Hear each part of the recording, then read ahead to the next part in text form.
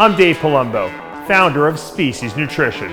I created Species Nutrition with one mission in mind, to provide bodybuilders and serious athletes with no-nonsense supplements that work and are backed by science. From my earliest bodybuilding days, I believed in only putting the best in my body. And that lives on in the Species Nutrition line of products. We use only top-of-the-line formulations dosed for maximum results and the best flavoring systems available. I put my name and reputation on every bottle of Species Nutrition products. If you want to be your absolute best, join the evolution.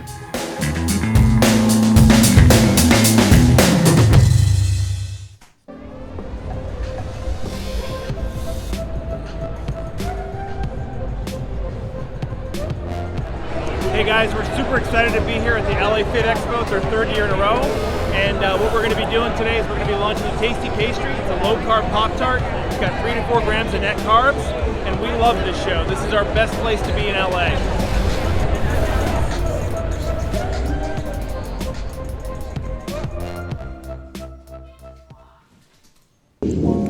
When you're asleep, they're just getting started. John Romano, Dave Palumbo, After Hours. Welcome back, guys, to After Hours. Oh, wait, I forgot to take my mask off. Oh, we're in a safe area. I don't need my mask. I'm Dave Palumbo, and I'm joined, as always, by John Romano. John, do you have a mask on? Oh, that's a better mask than mine. Although my mask on. I can't hear you though. But I got to tell you, this is Heinz Senior sent me this mask. I don't want to get COVID-19, so I got my mask on. That's right. Well, Tyler's back. We quarantined him for 2 weeks, but we don't make him. But I didn't make him wear a mask. So. Yeah, you can put one of these on. I got another RxMuscle mask. Heinz Senior made these great masks. The reason I like them, John, if you're going to wear a mask, because you know some places you can't go into certain stores without them. They have like an adjustable ear thing. So if you have like a big head like I do, you can kind of make your more slack here. If you have a small head, you can kind of shore it up a little bit and make it a little smaller here. So thank you, Heinz Senior, for these. That was pretty cool. I don't wear a mask. I refuse to wear a freaking mask. I haven't worn one yet. Yeah. Well, that's all right. But you know, in certain stores here, they make you, but then I don't go to them. Somebody else gets my money. I got my Pop-Tarts here, my Legendary Foods. Tasty pastries. I don't have any of those. I got to get them to send you some. You'll love these. They're great. Keep saying that. I know, because I forget. You know Bruce. I got to get. I'll just tell Bruce to send them to you or to shoot you a text. I have a slight rant to do before we get started. I don't know what happened. As I'm getting older, I'm falling apart. I feel like my dad saying this, but I've been grinding my teeth at night, and I've been chipping my teeth off. And I cracked an old filling. They just had to put a $2,000 or maybe $2,500 cap on it, you know, a new porcelain, you know, thing. And I've been noticing the front teeth have been getting little chips in them too. And he said it's because I'm grinding my teeth. So I said, you know what, fine. He's like, I'll make you a mouth guard. You put it in at night, it protects your teeth. Now I've been wearing my old bleaching trays recently to protect my teeth while they're making this mouth guard. So they make it basically bite into this like crazy weird, you know, substance, polymer that then molds your teeth, and then they send it out to the lab. The lab sends them back this little thing. So I don't have any time to go to the dentist, John. So I got to go for a special appointment. They mold my teeth. Then 2 weeks later, I got to go back. Okay, and I get up at like I got to go for the first appointment because I got to work, right? So I get up on 3 hours sleep. I go in. They try to fit it in there. They're sanding and they're doing this. They can't get it in my mouth. He's like, you know what? It's not fitting right. He goes, I'm calling the lab. This is too important. We obviously want a good fit. I said, yeah, especially since I'm paying $550 for this thing. So I come 2 weeks later, it goes by, they call me up, they're like, come in, we got the new mouth guard. Fine. Third visit now. I go into this morning also. I was like, you know what, let me just call in. I'll get it another time. I'm so tired. I went to bed too late last night. 3 hours, get up. I'm like, screw it. Let me just go get it. I drive there. It takes like a half hour each way to get there. I get in there. The tech is like, first of all, they're yelling at me because like I'm a minute late, you know. I'm like, there's no one here. I'm like, all I gotta do is stick this mouth guard in my mouth and I'm out of here. So I go in there, the girls try to put it in. I know it's not fitting. I can tell, so she's panicking. She's like, I'll be right back. So she goes and gets the dentist. He comes in and he's like, oh, It's my new thing. My son Logan calls me all the time now. I'm gonna give him your FaceTime information so that he can call you. All right, cool. I'll talk to him. Logan, I'm doing a TV show. You're on the air. Call John Romano. All right. Hi. All right. We're doing a show. Can you say hi to John? Hi, John. What's up, Logan? I'm going to give you John's phone number, and you could call him anytime you want, he said. Yep. Even early in the morning. Yep. Okay? I'll talk to you later, big boy. I love you. All right. He'll call back 600 times now. So the dentist is like he's pulling one of these, like he's looking at like some fine work of art, he's like, trying to like put it in. It's not even fitting. Like it's almost like you would put this in my son's mouth. That's how it doesn't fit. So he's looking at molds. Yeah, he's gonna keep going back. So he's looking at molds. He's like, well, I think we have a problem again. All right. I said, well, yeah, I kind of surmised that when the tech had to come get you to put the thing in my mouth. He's like, I don't know, with COVID and cutbacks and furloughs, it just seems as though this lab is just not. They've been dropping the ball lately. I'm like, don't you send the mold there? I mean, what's so hard about making a mold? He's like, well, we're gonna have to redo your teeth again. Make a new mold. I said, you already got the mold. If the lab screwed it up, it's because they took the right mold and they didn't do the right thing with it. He's like, well, we should really do it again, which now I'm starting to think it's his fault. You know what I mean? Like the moron who's taking the mold, the tech is not getting it right. All right? Because there's something in that stuff that they put in there that instantly triggers your gag reflex. Yeah. For sure. I have a big mouth, so it doesn't bother me. But my point is, so now I said, I'm not happy. I got to tell you, I'm not happy. He's like, I said, there should be, if the lab is screwing up this many times, I'm losing days of work. I'm losing sleep. I should be financially compensated in some way by this lab. Not answering my question, of course. Well, we can remold you, but so I'm thinking to myself, if I sent out protein powder to someone and it had no flavoring system in it, right? Because we forgot to put it in, and I did it 3 times, okay? And the people called me up and said, hey, what's going on with your protein? There's no flavor in it. I'm like, I'd be mortified. I'd say, I'm going to send you a case for free. Now, I did a rant on it on my Instagram, John, and someone who was a dental tech guy said that these mouth guards that I'm being charged $550 for cost like $30 to make at the lab. So you would think the dentist would be embarrassed enough to say, you know what? The lab is not going to charge me now because they obviously fucked up 3 times. I'm not going to charge this guy. He comes in 4 times a year for cleanings. He just spent $1,500 or $2,000, whatever it was on a crown. Nothing. I got no accommodation whatsoever. I got hands like this. That's typical of our society today, though, don't you say? People just don't give a shit about their work. They don't take pride in it anymore. When I had mine done years ago, they took the mold on my mouth, and then the mold came back with the mouth guard on it. That's what it's supposed to do, yeah. Yeah, so I mean, there's no 2 ways about it. If fit that, it's gonna fit. I think they sent the wrong. I think they sent the wrong set of molds to the lab. That's what happened. They mixed it up with somebody. But twice? Come on, twice. Just be glad they weren't in charge of which baby to let go of the hospital. Yeah, exactly. If I breed snakes. I send snakes out. I sell a lot of snakes online, and you know what? I'm a freaking, because I only sleep 3 hours, I make mistakes. Okay, I've sent out the wrong snake to people before, and I feel terrible about it. And you know what? I either give them the snake for free if it's expensive. I'll say just put it back in the box, send it back, and I'm going to send you something. I'm going to send you 2 snakes, okay, for your time. How do you mail a snake? Reptiles, reptiles, believe it or not, ship very well. They don't need a lot of oxygen. You put them in a snake bag. You put it in a styrofoam box, insulated box. In the winter, you put a heat pack in there. In the summer, you can put a cool pack, or sometimes you don't even need anything, and you ship them, and they're good. Not up your ass over that? What?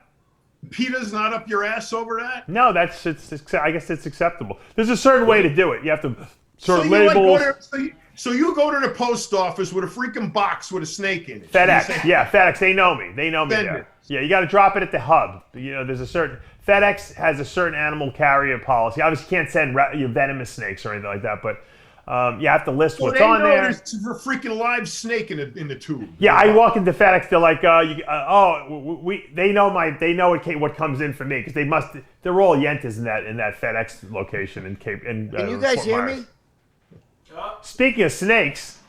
Hey, I was gonna say you should mail your fucking dentist a snake. You heard my story, yeah. It's so exotic, you can't do that. Yeah. Send him a fucking coral snake. Did you see this new video this new documentary coming out called Roar? No. Pull it, it's Tyler. See if you can pull this thing up. It's called Roar. It's the guy, the director of The Exorcist. I can't remember the guy's name. He was married to what's the girl whose name was in the Birds, the Hitchcock movie, The Birds. Pippi. What was her name? Not Jennifer Jason Leigh. What? You know what I'm talking about? The blonde, the Hitchcock. Do know you're talking about. He was in love with her, Hitchcock. They what? She was in all his movies. Yeah. This actress. She was married to this guy who was the director of The Exorcist, and Melanie Griffith was their daughter. You knew that, right? Right. Melanie Griffith. They grew up in this house of lions. The guy decided they got all these lion cubs, and they were living with the lions. So they started filming a documentary about it. They built up they had like 150 lions and tigers and all kinds of crazy. But they weren't like trained, a lot of them. They were just wild, and people would get mauled. The videographer, he got scalped. They said it was a miracle no one died making this film, but it must have been made back in the 70s and never got released. It was made in 81. Yeah, it was made in 81. I don't know if it was released or if they just released it or something like that. It's an insane movie. The trailer is nutty. I mean, these lions are just running after this guy, and like there's absolute chaos on the set. Everyone was petrified. You never knew what was going to happen. 150 untamed lions and tigers. Yeah. That's sick. Did you see that documentary? That guy that was with the bears up in Alaska. No. Treadwell, and he got eaten. And he got eaten on film. They had a whole recording of him. The worst part is he brought his girlfriend with him, who had a deathly fucking fear of those bears. And she got eaten too. You gotta stay with me. She got eaten too. And she got eaten too.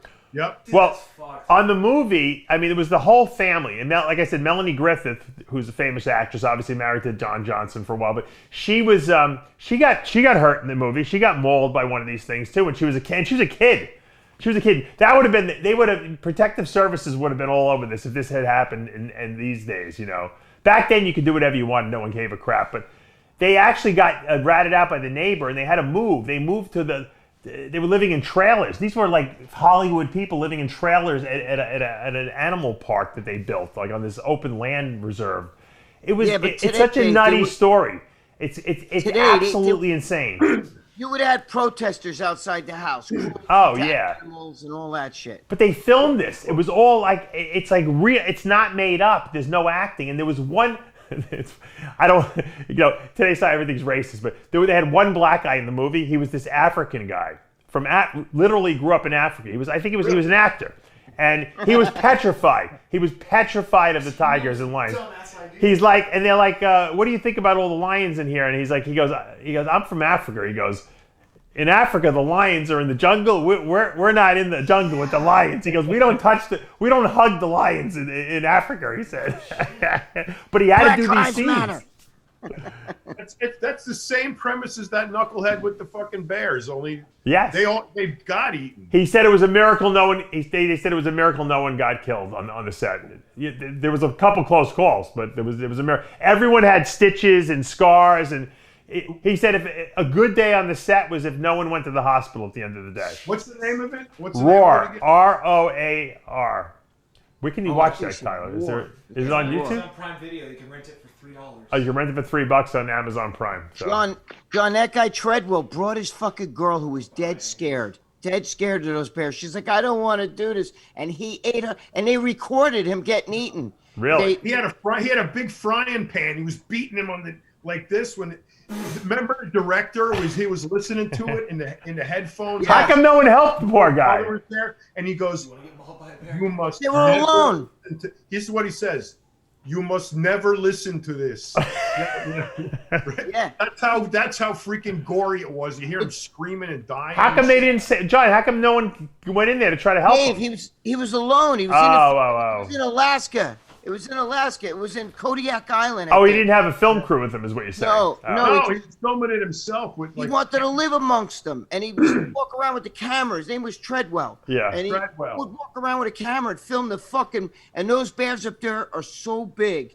They're like. Well, first of all, they're wild. They're not domesticated. It's not like he raised them from cubs. These are wild bears. But he would talk. He was cool with all of them except this one mean one that was there at the end. That's the one that ate him. Ate him and his You only need one bad seed. That's all. Dude, he would talk to the bears like they were dogs. Hey, little bear. You know, like that. And they'd be looking at him like, what the fuck? You know? They killed the problem the bear. was he didn't know there was a Jimmy the Bull bear there. They killed the bear, and then they go and they cut him open, and the guy, the doctor says, I was talking to these two people yesterday, and today they come back in garbage bags. They were in the body, dude. They weren't no polar bears. They were fucking giant grizzlies. Black. Oh, really? Grizzly bears. Yeah, brown bear, big grizzly bear. Giant grizzly bears. Big ass bear. You know, when people who do stupid stuff like that almost deserve to get killed. How about, you ever see that guy, Alex Honnold, who climbed El Capitan with no rope? And he fell, right? He lived 4 hours. He went with they did a documentary on it. It was fucking insane. What? Yeah, I saw that one. You sent it to me. You sent me the link. I did. The guy that fell. No, he climbed in 4 hours. Crazy. He climbed with no rope, no protection, no nothing, just a chalk bag, and he did. The film crew said they were petrified the whole time. The whole time they thought because he was going to die. That's 3,000 feet up there. You know. They thought he was going to die. They didn't think he was going to make it. Yeah.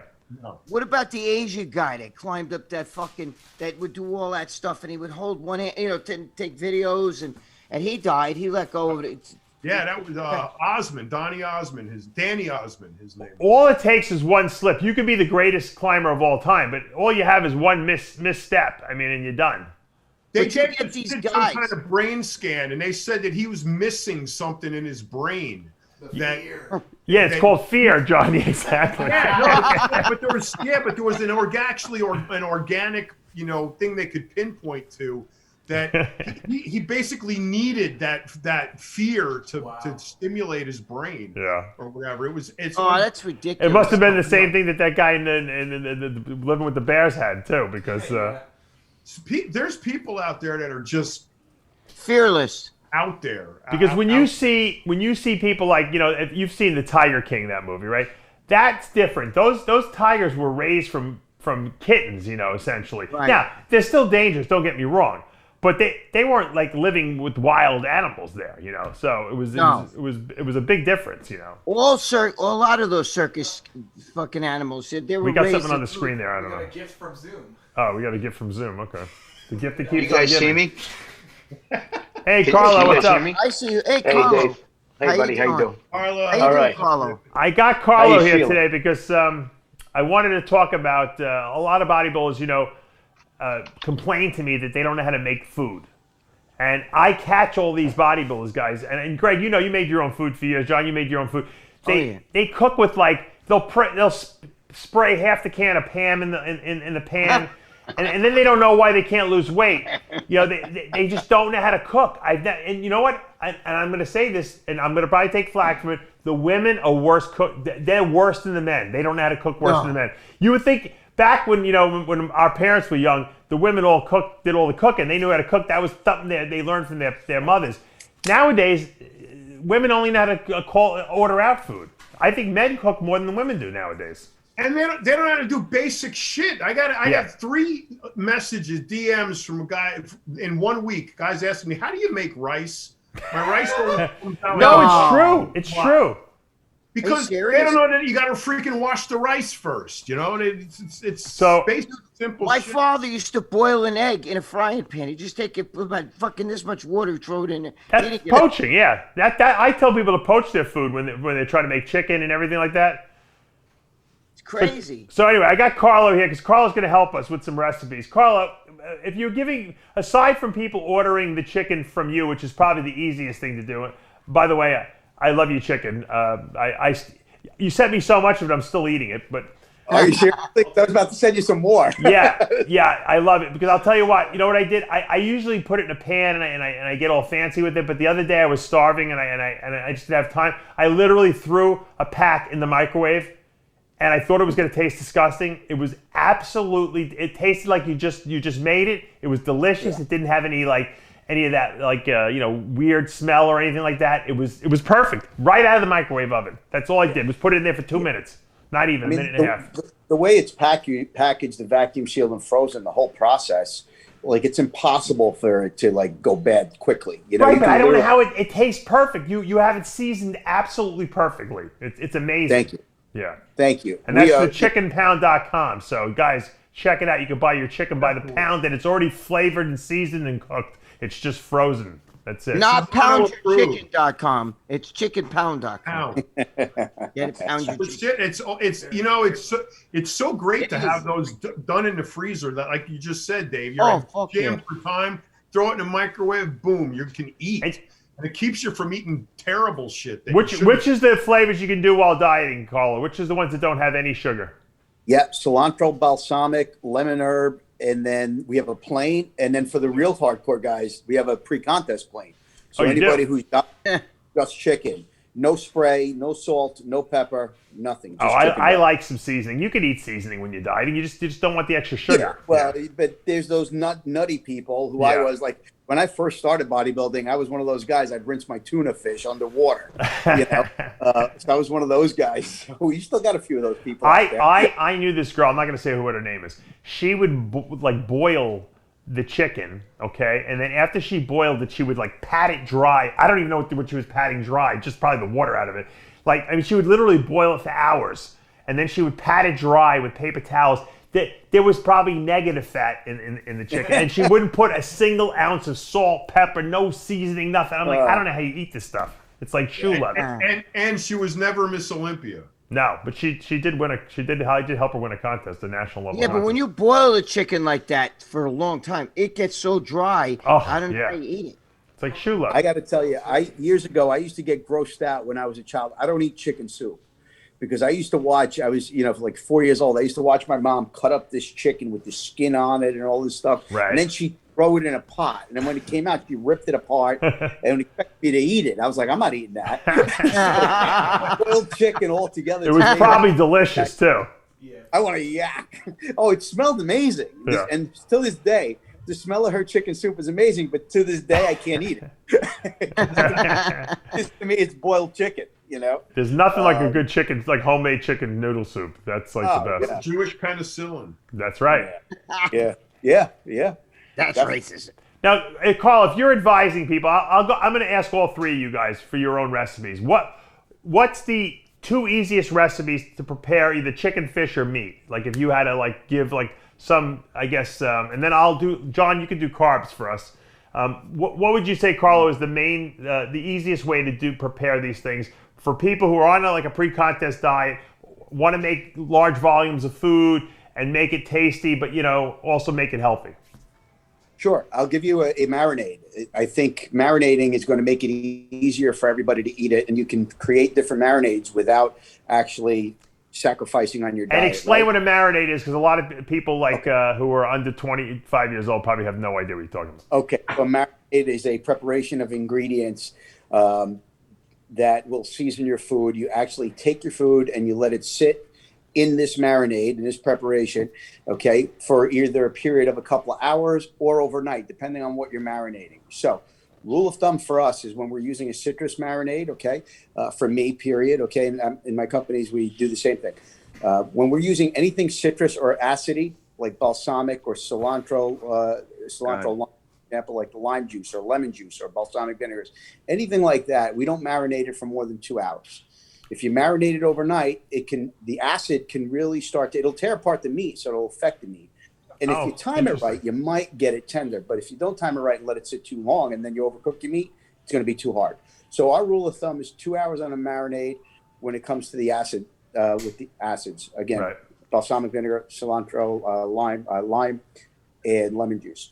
So you prepare your marinades. I'll give you 2 quick recipes. 1 balsamic and 1 lemon herb or cilantro lime. All you have to do is interchange the lime juice with lemon juice, and you'll get the same result. Right. So what I would do is I would take 1.5 cups of balsamic vinegar. I would take 2 to 3 tablespoons of either, I like extra virgin olive oil, and then my next favorite is your mac oil, Dave. Okay. And then I would take about a teaspoon or 2 of salt, 1/2 teaspoon of black pepper. I would take basil, use about a tablespoon of chopped basil, about a pinch or 2 of dry oregano. Okay.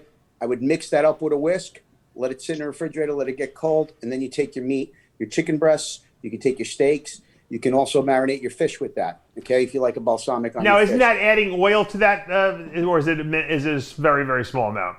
It's such a minute amount because you're not placing it on the meat, the protein, and then eating it. You're just marinating on it. So it's going to absorb a little bit, but it's not going to absorb a lot. It's mostly going to absorb the acid, which is the balsamic vinegar in this case, right? So you can do that. On the other side, with the lemon herb or a cilantro lime, you could take 2 cups of either lime juice or cilantro. I'm sorry, I keep saying cilantro. It's lime juice, either lime juice or lemon juice. Okay, or you can squeeze fresh lemons. If you squeeze fresh lemons, you want to use 2 lemons and use about 1/2 cup of water. Okay, that ratio to create enough marinade that you need. Okay, so let's add some salt to that. Sea salt to taste, black pepper to taste, parsley to taste, okay, or cilantro. If you're doing a lemon herb, you want to do, here's your herbs for lemon. Let me break it down this way. So let's do sea salt, black pepper, parsley, and oregano for your lemon herb, okay? You can throw a little extra hot pepper flakes in there if you like a spice to it. Doesn't affect the calories. You can add a tablespoon. Here's what I do. A tablespoon for every cup of fluid of oil. So whether it's mac oil or extra virgin olive oil, 1 tablespoon for every cup of fluid. So if you're going to squeeze 2 lemons into 1/2 cup, squeeze 4 lemons into 1 cup, add a tablespoon of oil, and then your salt, your pepper, and the rest of your herbs, whisk it together, let it sit 2 hours, and then you're done. So you put your meats or fish or chicken in the actual marinade? You put them in the actual marinades, yes. Okay. You put them in the actual marinades, and you let it soak for a couple of hours. Gotcha. Okay.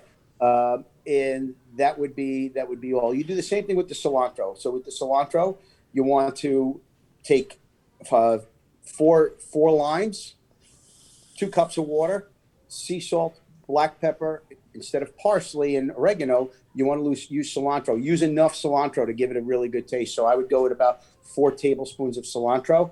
And then you can also, if you're a big garlic enthusiast, into either one of those, and the balsamic for that matter. I get kicked out of my house if I use garlic. I'm not allowed to use garlic. No garlic. Well, I don't get thrown out. I don't go crazy with the garlic. There's too much of it. I sweated out my pores, though. Hey, Mr. Easy. All right, now, Carlo, how do you cook it? What do you put it on? You put it on a grill, in a pan? What do you do? Yeah, grill, broil, or bake. Okay, my preference is always going to be grilling if you can. If you can't, next best is broil, right? Right. So you turn your broiler on, and if you're going to do a whole chicken breast, assuming that the chicken breast is about a 1/2 inch to 1 inch thick, okay, you'll cook that in about 7 to 8 minutes. The way I do it in a broiler or a grill is I go about 4 minutes on one side, 3 minutes on the other. I test 165 degrees for poultry, about 145, 150 for fish, if you like it on the medium well side. Right. Okay. And that's really all. Now, if you want, you take some of that marinade, and before you put any of your proteins in there, set it aside, and then you can use that as a topping. Okay. So if you want that extra flavor and you're not real strict with your diet and your contest isn't coming up, you can use that as a topping later on. Right. But don't put your meat in there and then use it as a topping. That's a recipe for food poisoning. Love it. John, give me some of your recipes do you agree with what he said? Absolutely, yeah. One thing about any meat that people screw up is they overcook it. It's the worst thing that you can do. 'Cause, Right. I mean, things like fish and beef, you can eat that raw. I mean, Right. Well, they need a thermometer, John. I've been doing this for so long. I just could. I know you can tell by eye. I just go by eye. But one thing about chicken breasts, which you guys should all do, is the chicken breasts come like this thick. And what happened? One of the reasons why you overcook them is because you're cooked. By the time the inside cooks, the outside is well overcooked. So what I do is I butterfly them. You lay the breast down. You take a sharp knife on the side and you go like that, and you flop it open. Then you got like 2 halves. Now those are going to be like 3/4 of an inch thick probably, and then you can cook those in a frying pan with a little spray, salt and pepper. You don't pound them. No, you can. You don't have to. So that doesn't make it tender if you pound it. It does. But I mean, but it also makes it really thin and big. I pound them. Greg pounds chicken. I pound mine. But just to make it. Who are you waiting for that? Pounding it will make it definitely better, but it's too big a process. So if you guys are actually going to do this, pain in the ass. Exactly, just butterfly them. I like to do things like the marinades are a great idea. Those are always work good.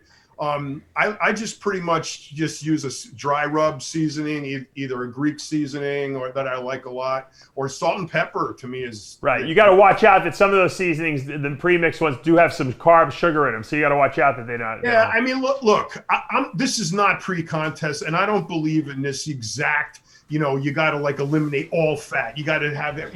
We are not building a fucking space shuttle here, okay? You got to eat. You got to enjoy your meal. You got to live. If you're not dieting for a contest, you do not. But I'm talking about for people who are dieting for contests. How not to get. We don't want to get hidden calories in there. In other words, if you're dieting for a contest, you should be using. You should be using salt, pepper, and garlic, and that's it, man. A little bit of olive oil. You should not use anything else. Mrs. Dash is pretty good too. I like to mix that in too sometimes. Mrs. Dash, you can use that stuff. I just keep it simple, the fewest chemicals as possible. So salt and pepper. I use a little, olive oil flavored spray in a nonstick pan. You heat the pan up, spray it, throw those down. You cook in probably 2-3 minutes aside, and they're done. The big thing is not to overcook them. You slice one of those open to test, and it should just be turning from that beige to white. And as soon as it does that, stop, because it's going to keep cooking after you take it off the stove, especially if you cover it. So if you take it off a little undercooked, that's fine. It'll finish cooking on the side. And then the difference between a dried out, overcooked chicken breast and one that is cooked correctly, that's why you only need salt and pepper, because it tastes fucking amazing. You haven't dried it out. It's juicy, and that's one of the benefits of knowing how to do that. And a good quality piece of meat too, right, John? Like that's the most important thing. Guys are going to the supermarkets. We get it all the time. People are reaching out. They see our stuff on Instagram, and you're selling chicken for $10 a pound, and I can get it for $1.49. What they don't realize is these birds are coming in. They're gigantic. I mean, each breast weighs like a half pound, half a breast. Did you see that one? The black dude held up like this, and the breast was like this big, and then the legs were like this big. So like it's just great. So think about how tough that meat is when you're going to try to eat it. Hey, most black dudes like big legs and fucking big breasts, right? He said he wouldn't eat the chicken. He said, "I ain't eating this." Listen, besides the fact they have to prep it, Carlos does all. You guys do all the prepping, all that stuff. That takes a lot of time to do all that stuff. It's worth it. It's worth it to have getting it from you, where you get the best stuff. It's already made, put it in. By the time you take an hour and a half just to make something, 2 hours. You know why? That's a really good point. That's a really good point, Mr. G. And Carlo, you'll agree with this. It's not the recipe. It's the technique. If you know the basic technique, if you understand, you put the olive oil in the pan, you throw the garlic in there, right there. That's the basis for like 500 things that you can make, So, garlic. Here and there, change one little tweak here and there comes down to personal preference. And once you start to understand the art of cooking, it's very, very simple to make one little tweak, and it tastes like a completely different recipe. So it's always the ingredients and technique, John. 100%. I think people can't, John. I think people also can't be afraid to make mistakes. with cooking. Cooking is also a lot of instinct. Like I think we always Jimmy. I don't know where Jimmy is, but he has all those stereotypes. Italians have like instincts for cooking. I don't know where we get it from, but I just know what to do, and I don't even know why I know what to do, but I know what to do. Me too. I know where Jimmy. Hey, I know where Jimmy is. Where? You want me? I know where Jimmy is. Where? Go, Jimmy! Jimmy! No way. You guys are together? Double the dog shit in his yard. Jimmy, come here. He can't use his phone. Come here. There he is. I almost believed him for a second. He's there. Oh, he is there. Holy mackerel. He's got a shovel, too. Look, he's picking up dog shit. Whose dog shit is he picking up? No, I just had an argument with the neighbor. Oh, did you? Because I take the dog shit, I throw it over the fence, right? And the only reason why I do that is because he's got dogs. So I figured he ain't gonna notice if I throw the dog shit over there. You know what I'm saying? Why? You don't have a dog? Yeah, I do. I throw it over the fence. But Jimmy, you don't have a dog, do you? Yeah. Well, I got joint custody of Bella. You know, she comes over every couple of weeks. Yeah, Bella. Bella. Oh. Yeah. Come here, Bella. Yeah. Oh, so you take so you take your dog shit and throw it in your neighbor's yard? Come on, Bella. Yeah, look, here's Bella. Hey, Bella. Bella, look. Come on, Bella. Bella, look at. Did you see it? Hey, Jimmy, Jimmy, let me ask you a question. Jimmy. Yeah. If your neighbor threw his dog shit in your yard, what would you do? I'd make him eat it. Well, that's not where it ends. So what happens is, he's got a white PVC, 6-foot fence I can't see over the fence. So I know he's got dogs. So I just shovel the dog shit here with my nice long fucking spade shovel, right? Yeah. And I launch it over the fence. So I think he's got dogs. He's got shit over there too. He ain't gonna know the difference, right? Yeah. So now all of a sudden he pops his head up over the fence. He goes, "Yo." He goes, "Your dog shit's in my barbecue. Stop throwing your fucking dog shit over my fucking fence." He goes, "I got dog shit in my barbecue, and my wife just hung the clothes out. I got clothes on the clothes. I just shit hit my clothes." I said, "Take it easy. I'm sorry. I ain't gonna throw the dog shit no more." I didn't know. I said, "I thought that was the woods back there." He goes, "No, it's my fucking yard." You know what I mean? So I had to calm the guy down. That's what I was just doing now. And I'm like, all right, I'm sorry. I didn't know that. The fucking dog shit landed in the guy's underwear. His wife hung the underwear in the fucking line, and the dog shit went right in there, right? Let me ask you a stupid question, Jimmy. How hard would it have been to shovel the shit into a little bag and tie it up? I don't. What's up? Hey, look. Hey, I'll show you where he's going. Look. Hey, check this out. This is where he. What are you actually doing over at his house, Mr. G? I had to come to Long Island. I lost my credit card. I had to go to my bank here. The guy's laundry over there. Look, show him the look at the laundry. Hey, here's the guy's laundry. Look at this. Can you see? Oh my god. This is illegal. You see the laundry back there?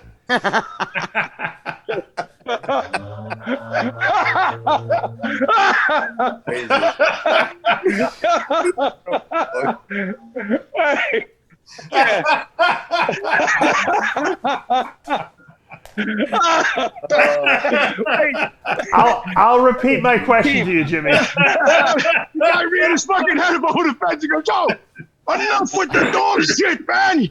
I says, "What's the problem?" He goes, "The dog shit's in my barbecue. You hit my clothes. Stop with the dog shit." I said, "All right, take it easy." I didn't know. You know what I mean? Jesus Christ, guy getting all upset over the dog shit. I'll repeat my original question. What would you do if you saw dog shit flying over your fence into your fucking yard? Throw it back. I'd probably pick it up with my shovel. I'd probably launch it back. Right, you would. Yeah. You probably go over there with the shovel. Not like a good shit fight. Not like a good shit fight, Dave. You know what I'm saying? You'd go over to his house with the shovel and probably knock the front door in. And he'd shove it in his mouth. Yeah, exactly. If that was here in South Carolina, they would have shot him. Yeah, probably, easily. Probably would. How lazy is he that he has to throw the shit over the fence? It's more work. It's more work. It's less work to put it in a bag. I know. You only got to move it that far. This way he's throwing it freaking 600 feet. I don't blame him. bad. Oh, his shoulder out. And then That's fucking nuts. If my neighbor did that to me, I would fucking burn his house down. Now he's throwing it over to the other neighbor's yard. Oh my goodness. You know what the problem is, John? When you have a neighbor like Jimmy, arrow. what do you do? It's like you can't yell at the guy. You dip the tip of the arrow in tar, and then you light it, and then you just keep sending them over. That's what I would do. Flaming arrows. You're getting flaming fucking arrows, Jimmy. You throw shit over my fence. How many fucking shits does that dog take, though? You know what I mean? I'd put the shit on his front door stoop. That's what he should do. Did you guys see the dog? This is the dog, Bella. Bella. Why don't you just walk the dog on the guy's lawn? Walk the dog. John, isn't that a very big piece of property that Jimmy rents over there? It looks rather large. Yeah. Oh, look at the handkerchief. Look what it says. It says, what does it say? Probably Bella. Oh, Bella. All right, hold on. Mr. G, stop talking for a second. All right, Mr. G, stop talking for a second. All right, I got to go to Greg. Greg, we're talking about recipes. Give me your recipes when you were bodybuilding. First of all, if I was gonna like do a show back, way back then, I wouldn't even put anything on it. I was like nuts like that. Oh, you are a purist. Right, I'm a purist. Nothing. No, I wouldn't even have salt on there. Nothing. Wow. I used to do the same type of shit, boil it, and that's how I know it gets dry. And then I figured, fuck this, I'm going to try microwaving it, and it was even worse because microwaving dries it out even worse. I mean, I'm a basic guy because I don't like garlic or onions. I don't like any of that shit. So for me, believe it or not, if I was going to cook something here, I use like Sazon, the Spanish. I use the Spanish stuff, right? The Sazon or adobo, the Goya. Yeah, I like adobo too. It's good. That's good. Right? You could just do that, bro. Adobo is like an allspice. You just throw a little bit of that on, and it works on everything. And I'm a red meat eater. I like a lot of red meat. I used to eat a lot of fish. I don't eat fish anymore. Do you grill it, or why do you make the red meat? Yes, I grill it. The grill's right there, right? These two seasonings are all you ever need.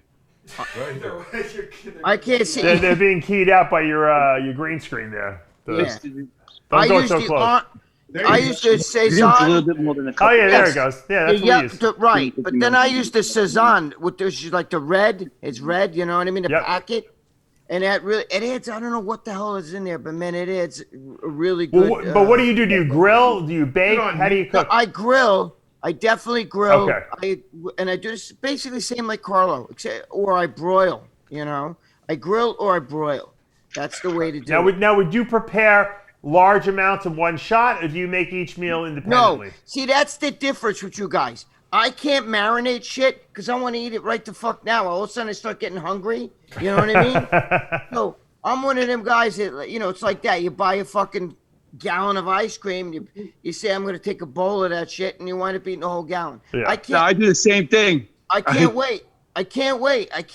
Look at George. When George sent me those cookies, I ate like 2 of them the first day. I'm like, oh, fuck, I got to, I'm going to wind up, it's like fucking 3,000 calories.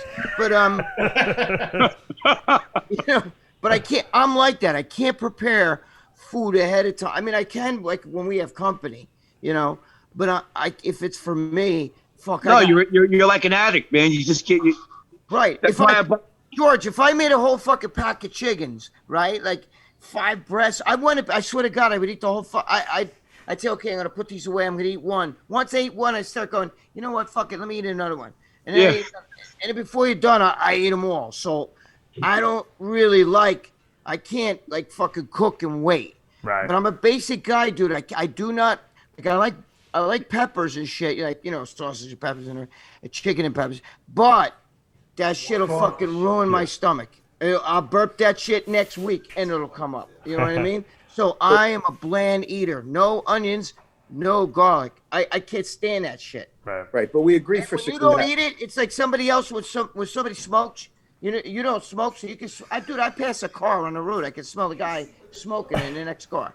But when you don't eat garlic or onions, when somebody else eats that shit, their breath is like fucking wretched. You know what I'm saying?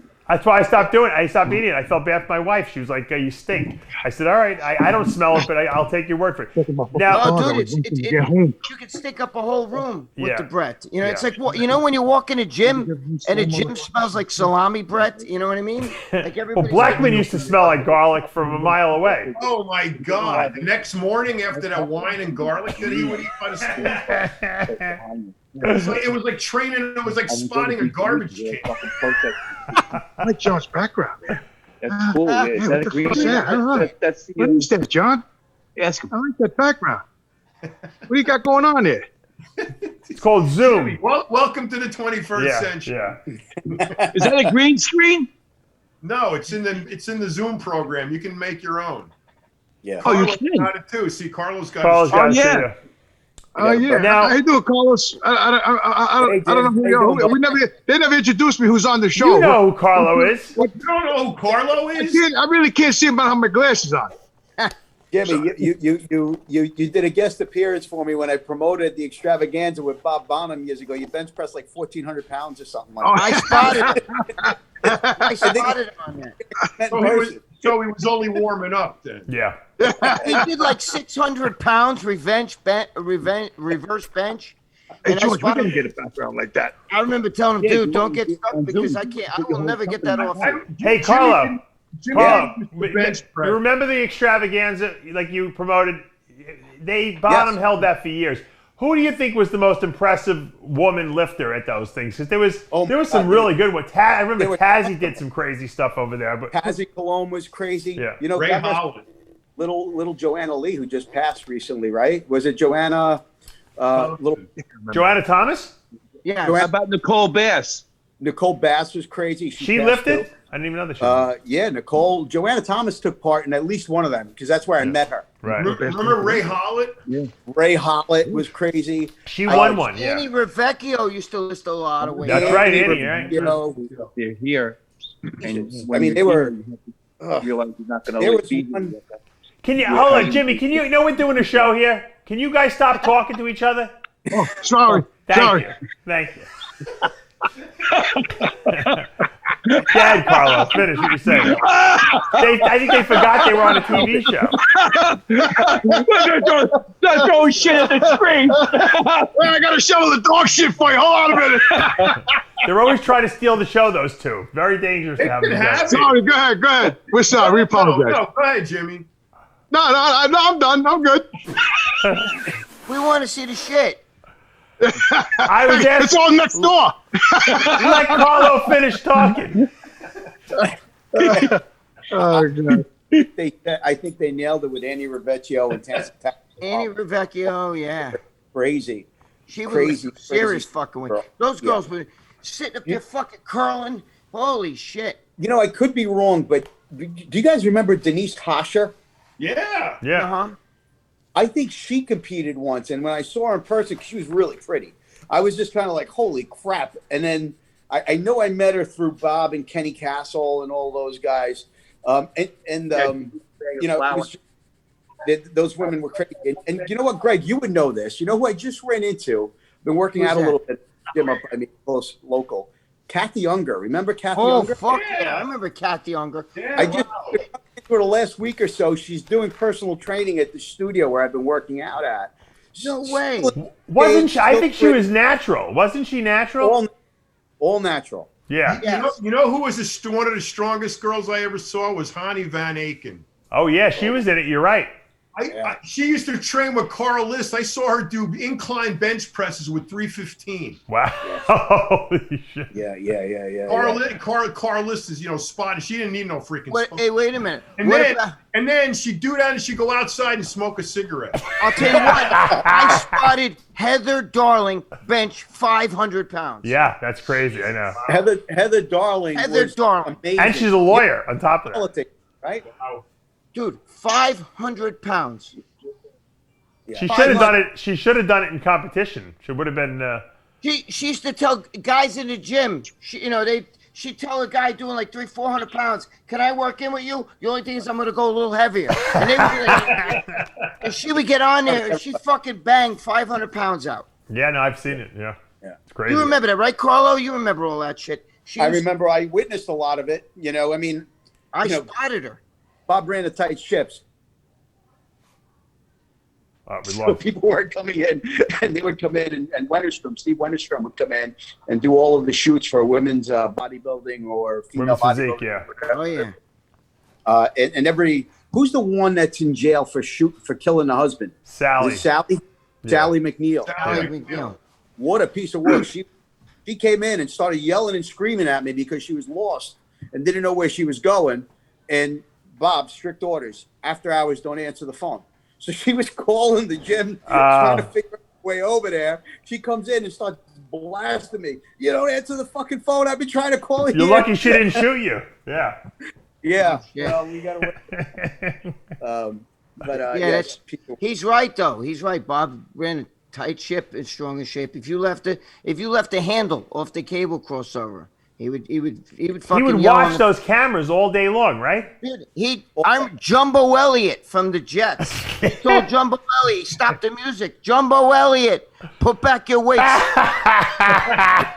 Yeah. Dude, Yeah.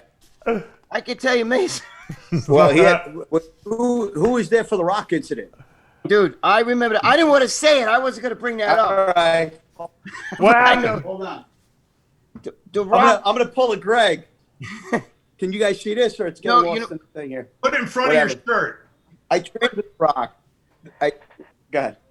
No, they couldn't see it because you had it the Put it in green. front of your Okay. shirt. Put it in Wait. front of your shirt right here. Yeah, right here. Put it in front of your Oh, I shirt. can't see it. Now you see it. No, because it's not. We're not seeing him on the Right in screen. front of your shirt. Don't hold it up. Makes it go like this. Yeah. All right.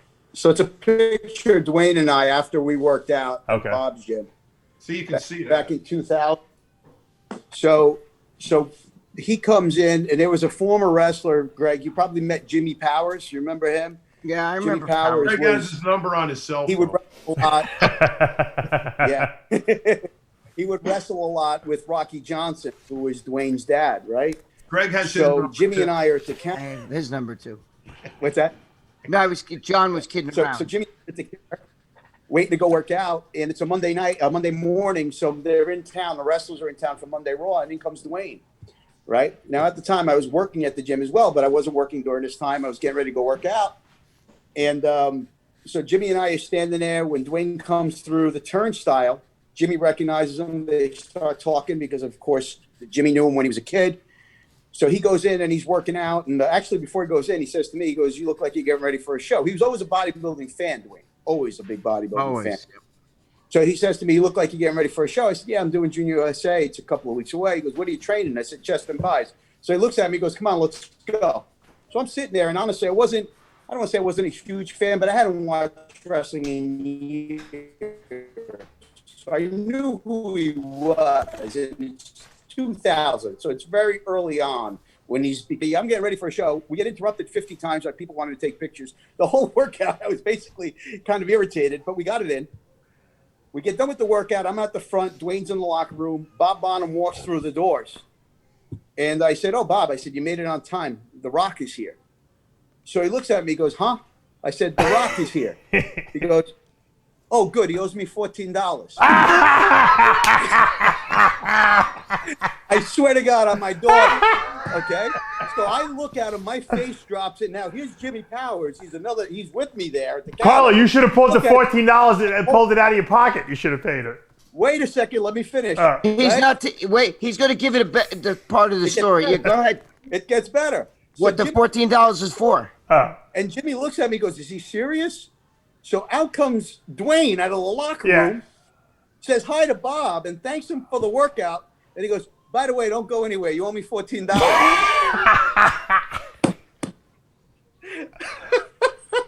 You know what he owed him the $14 for? A What? tank top. He took a tank top. top. The last time he was in the gym, he took a tank top to work out in because Right. he didn't have any workout gear. So he wanted the $14 back from the tank top that he wore.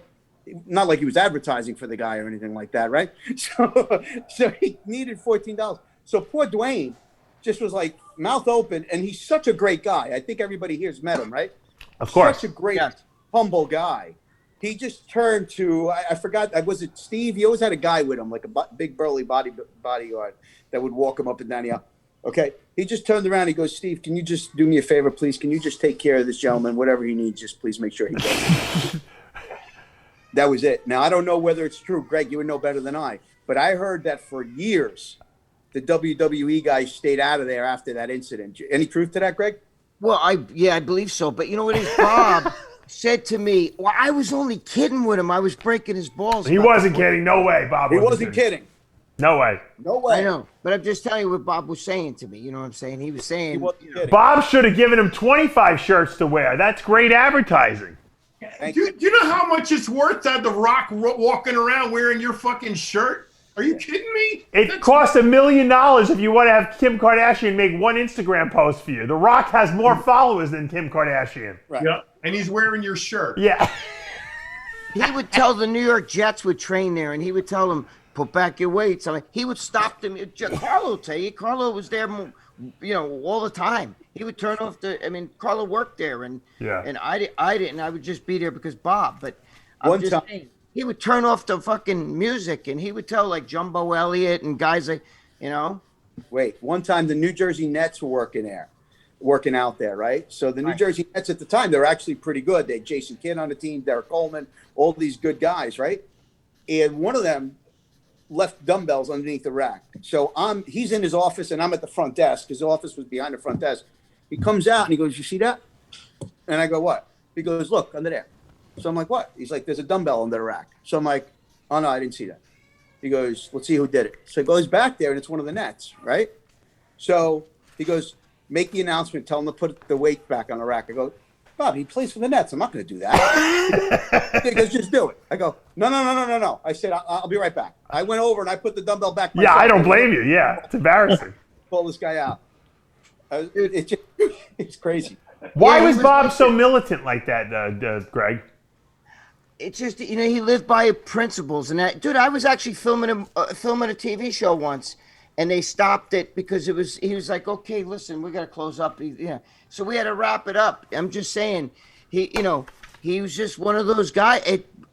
Carlo will tell you, he just didn't bend. When he said put the weights back, he meant even the handles of the fucking cable crossover. The way it should be. What if he, dude? I know 3 kids in my life. He wasn't all wrong with everything. I got to tell you, because as somebody who trained there for many, many years, he had the most organized gym. Yes, 100%. So very clear. I don't want this to be a strict bashing session. He was open. No, nobody's bashing. He was open 30 years. How many? 30 years? Carlos? 35, I think. Yeah, he was just. Just that alone. Nobody's bashing him. We're just talk about the East Coast Mecca. That had the title first. Yeah. Yes. But in Jersey, it was Strong and Shapely, and then there was Diamond Gym. Diamond Gym. Diamond Gym, yeah. And it was those two, because I grew up in both of those gyms. I was when I was reading it, Muscle and Fitness, Flex, all the magazines would talk about Strong and Shapely Gym and Diamond Gym. Right. Strong and Shapely Gym was closer to where I was located. Me too. So I actually I went, found it, mapped it out, okay? So it was about a 20-minute ride from my home, and I started training there because the first I remember of seeing it in the magazines, there was a particular weekend when Linda Murray, Mike Matarazzo, and Kevin Levrone were all at the gym. So here I am. I drive out to this gym, and I want to start working out there because I want to run into these guys. That was 1991 or 1992. So his gym was a big, big deal. Yeah, for sure. And you know what? Bob never, ever charged me ever to go into that gym, ever. Me neither. He always let me in, and he did charge a lot of people. He never charged me. He would do anything. He would bend over backwards. And when I had my own nutrition products, when I first started Species, he sold my products there. So I always, Bob's a good friend, I consider. So I love Bob's militant nature because he didn't care who you could have been the president of the United States, and that was his rules were his rules. That was it. Yeah, I want to say. I'm his best friend. He used to break my balls if I putting the weights away is like the most basic fucking thing in the gym. I don't know where people get this attitude that they should be exempt from putting the weights away. Just put your fucking shit away. It's the easiest. Go to LA Fitness. Guys, You ever go to LA Fitness? If you allow Stuff me, is laying all over the place. I have a profound respect for the way Bob ran his gym, and I really mean that. Like, I had a profound respect for the way he ran his gym. There were some incidents, of course. You heard me tell a story, but from a gym standpoint, when you walked in there, somebody who wanted to train, the most frustrating thing you can do when you're getting ready for a show or you're getting deep into a workout is going to grab 50-pound dumbbells and only finding one of them. You know, right. You never had to worry about that at his place. So never. I learned a lot about how to run a business from him in the couple of years that I worked there. And he was very, very good at that. Maybe a little bit overboard with, hey, gym's closed 4 o'clock, everybody's out. 5 o'clock, everybody's out. And it didn't matter if you were his friend. He wouldn't, I don't know, Greg, did he ever give you the key to the gym? I don't think he gave anybody the key to that gym. I'd only go there. I mean, I train there sometimes, but I would only go there because of him. And then, you know, I would hang out with him afterwards. So when he would close the gym, we would go off to the diner. But the thing is, you know, he ran a very, very, very tight ship. But he also, you know, he would help whatever you needed. You know what I'm saying? Like, they did a lot of photo shoots at that gym, a lot of commercials at that gym. You know what I mean? But if he liked you, he really liked you, and he took very good care of you. Like you said, Dave. Like, there were certain people that we knew when they walked in, we could let them go. But I can't tell you, most of the time, I had to pick up the phone and be like, hey, this guy's here, and he's got to guess. Yes or no. And there were some no's. It wasn't always Bob would hold Champions Day there every year, where if you placed top 5 at a national show, remember, it was only bodybuilding back then, you could come to, he invited you to Champions Day. If you showed up with another person, like you just drove down there with another person, that person wasn't coming in. Victor Martinez came, I remember, with someone once. He's like, he ain't coming in. Yeah. That was it. Yeah. Those are the rules, you know. When you were in the area and you worked for him, it was a big deal to work the show. I'm sorry, the event. It was a big deal when he said, Carlo, can you work Champions Day for me? Right. I was like, yeah, I'll do it. I was 20. It was like going to the Academy Awards. It was great. Hey, Jimmy, did you ever do a workout at Bob's gym? I can't imagine him letting you pound the weights in there. Well, I was listening to you talk, and you know, Bob used to call me all the time and invite me to Champions Day. Right. I used to go. I used to drive into Jersey, you know, to go. And I used to do, you know, I don't know, Carlos might even see me there one year. You know, I would load up, you know, 800 or whatever, you know, do what I got to do over there. You know, people loved it. You know, it was a lot of fun there. John, what the fuck are you laughing at, John? What's that?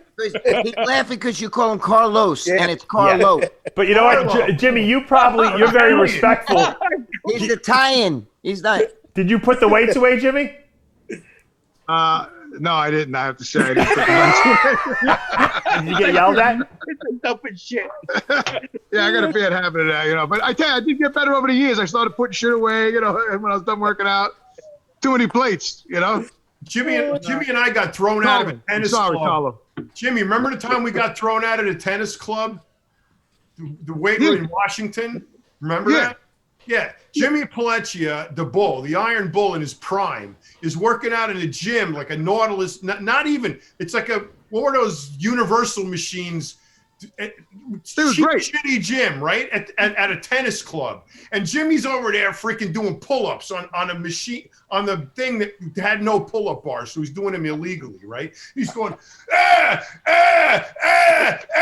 like this. And this fucking guy comes over in a tennis suit, remember? With the all white, with the white whole tennis outfit, and he goes, excuse me, but we don't have that behavior around here. And she goes, what?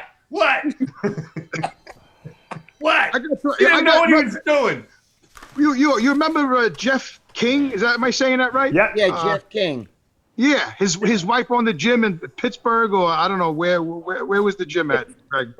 I think I'm not sure where his. No, you're thinking of Kim King and her husband, right? Kim King. Kim and Jeff King, or something like that. Yeah, Kim and Jeff King. It wasn't the Jeff King bodybuilder like you're thinking of. It was Kim King and her husband. They were both competitors. Yeah.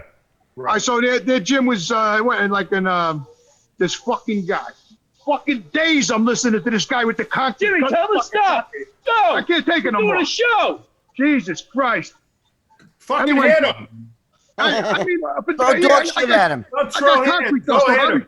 Hit him. Throw dog shit at him. Come on, don't talk. I did that already. It didn't work. You want me to ask him to stop? Yeah, go tell that motherfucker to quit. No, Jimmy, you go do it. I think I let him get beat up. Let him get me. Don't do it. I finished the story. That guy. Finish the story. Yeah. So anyway, I was in the gym. I guess it was the woman, whatever her name was. Him. And I was training with Dorian Yates and Steve Weinberger was there and everybody, you know. And I walked in.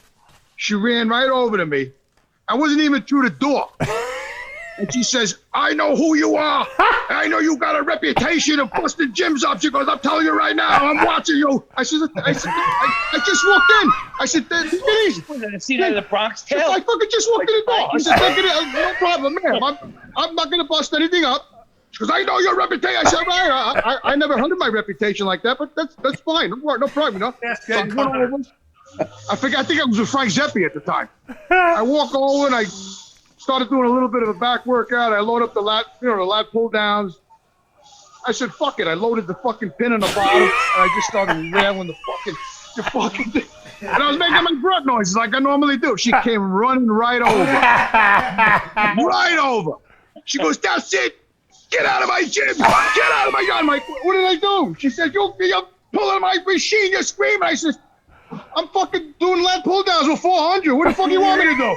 She said, I want you out now. Get out of my shit. Yeah, right. I said, I got my shit. Dorian Yates was there. They were all laughing. Because the woman threw me out. I wasn't even there 10 minutes. She threw me out of the place. The funny thing is, she didn't throw you out for lifting heavy weights. She threw you out because you were yelling.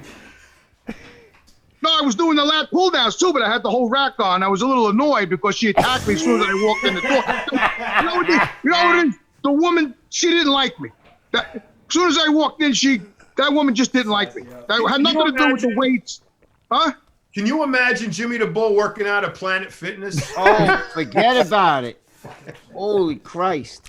We should film that. I went to LA Fitness over here. I went to, You think 10 minutes is fast to get thrown out of that gym? You would last 1.5 seconds. They call the police there, though, John. What? They call John, the I went over police here on one day before the epidemic, whatever the fuck we were in here. I went to the New York Sports Club, the gym in the Village over here. Yeah. I was there 15 minutes. The manager threw me out. Yeah. Now? Yeah, this is just in February. You kidding me? Yeah, I went down there to do a little work because I wanted to do something different. So I went down there. I paid for the day, because they're all yuppies over there. And I started training, with the machine, the dumbbell. The guy came running over. He goes, "You got to leave." I said, "What are you talking about?" He goes, "We can't have that here." I said, "Have what? I'm lifting." This guy said, "We can't have that here."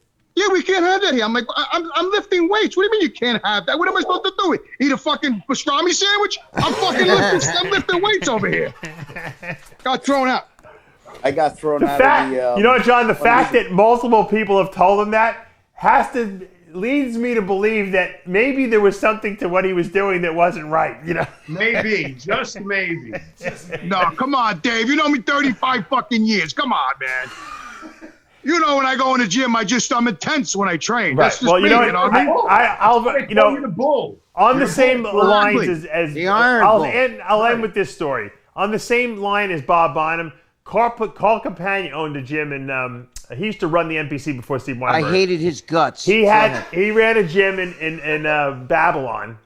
I fucking hated it. It was a world gym, and I had never met Jimmy. Jimmy came in there one day carrying a bench, a hammer strength bench. I'm like, what the fuck is this guy doing?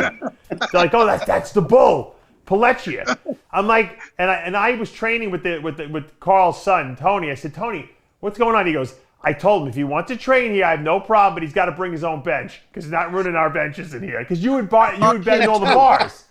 So I think Jimmy got hammer strength to make him a bench for free or something like that and send him a bench. Is that what it was? Dude, I hate Carl. Carl Companion was an asshole. It was his fucking son, Tony. I'm a boxer. Yeah. I thought you were talking about Bob Cardonia. Remember Bob Cardonia? Yeah. I remember the Cardonia. Bob Cardone, Yeah, he's Ultimate competing. Gym. His son's in the WWE Ultimate Gym, now, I'm or a one of personal those training wrestling. Who's in the WWE? Yeah. Tony Cabana? No, Bob Cardone. Cardone's son. Bob Cardone. Hey, Dave, you remember that guy that used to train? Did you ever go to that gym over there, Bob Ultimate Cardone's Gym. Ultimate Gym, yeah. Gym, yeah. You remember that guy, that fucking nut job? He was like the manager of the place. He had fucking, he used to wear a wig. Oh, and he yeah, had what was his name? medals. Crazy Larry? What'd they call him? Yeah, that's it. Something Yeah, like that, right? the guy used to put his wig on. He had like, you know, when you go to the boatyard place, you get the canvas put on your boat. Yeah. The fucking snaps on his fucking skull. He used to put the wig on and snap it on. What was his name? He had permanent snaps on his fucking Yeah, what was forehead. his name? It was like Larry, Crazy Larry or something like that. Dave, am I lying? No, his name was Crazy Larry or something like that, right? Yeah, do you remember the snaps? Yeah. He had like permanent snaps Yeah, on he his would take his fucking wig head. on and off. Yeah. Larry. They used to love when I used to tear the place up, man. They used to My love when I sister did was friends Yeah, with he's him. a I don't legend. even know how Frank she made Richards. friends with him, but I don't know if he was a pro bodybuilder from England. I Yes. had my personal training place there. Mr. G, what was that That guy's was my name? first office. What was his name? Frank Richards or No, Bob Larry. Cardone? What was Crazy Larry's name? Crazy Larry. That's all we knew. Was it that's all Crazy we know. Larry? Yeah, it was Crazy Larry. It was. And Bob Cardone sold the first Snapples. It was the old guy that used to bring the Snapples in little 6-inch bottles. Remember those, the glass bottles? That's where Snapples. This is back in the '80s. That guy used to spit like when you talked to him. He used to foam Yeah, from yeah, the he was. mouth. Yeah, there was something wrong with him. Spit, Yeah. the fucking snaps in his head and the foam coming out of his mouth. That dude was literally fucking crazy, man. He was nuts. That guy. I'll tell you one thing though. My sister, when she was training there for a while, and she was like he was working out with her, and someone was talking nasty to her. He almost killed the guy. He defended her, so I can't say anything bad about the guy, but. He almost, when he snapped, he would go crazy. No pun intended, of course, when I say snap. But when he snapped, he would go crazy. Like he was like Bruce. You remember Bruce? One snap would come out. George, you remember Bruce? Crazy Bruce? Oh yeah, Bruce used to train. Bruce used to train. He used to work at the fish market, and he would come with one of those unitard things that they wear. You know, like the smocks. Yeah, one piece smocks. zip up thing, like the mechanics wear. The smocks, and he yeah. would like fish, and he would do squats, bench squats with like 30 pounds. and, on 2 benches. Smelling like fish. Yeah, yeah. Then he would do behind the neck things with like 5 pounds like this. Some crazy motherfuckers back in the But day. but guess what? He was they used to. No, you know what? I remember what they called it. Hold on. The Power Twins. I remember Larry's name. Barbarian Brothers. You guys, it wasn't Crazy Larry. It was Larry What was the it? Legend. Larry the Legend? Wasn't it Larry the Legend? Fuck. Right, George? Larry the Legend. Larry the Legend. That's what his name was. Yeah, I know. How do you know that? It came to me. I remembered it. That's what they called him. Larry the Legend. Yeah, he was that guy. He was one of those guys that the switch would go. He'd run through a wall. He was just one of those guys, man. You know, he was like the watchdog of Bob That's right. gym. He was very loyal to Bob. Yeah, very loyal. Oh, very loyal, man. That's what I'm saying. He was like. I thought he owned the gym when I first went in there. You know, the way he was treating it. Oh yeah, forget about it, man. That guy was. He was always there too. It was the smallest gym you'd ever seen. That Belmore gym. It was microscopic. I don't even know how he did it, but it was a beautiful gym. It was tiny. On Bedford Avenue. Yeah, Bedford That was Avenue. my first personal training office was in there. It was long and narrow, right?